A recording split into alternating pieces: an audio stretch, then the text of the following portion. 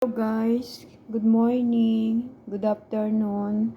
So, dito tayo sa kitchen, luto tayo ng sapsoy. Hindi siya kompletong sapsoy guys. Alam naman natin dito, hindi naman ako kompleto, 'di ba? Kung ano lang ang meron tayo. So, ayan guys, nagawa ako ng sapsoy para sa amin.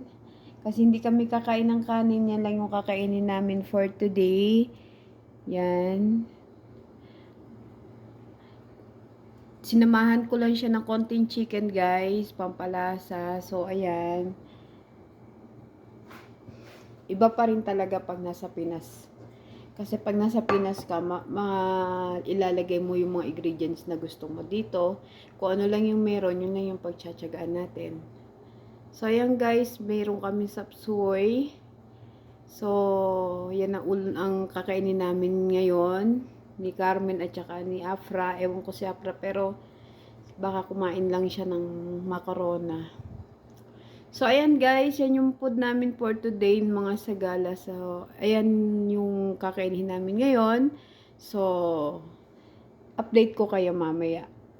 Pag nakaluto na ako ng food ng mga amo. Okay guys, bye-bye!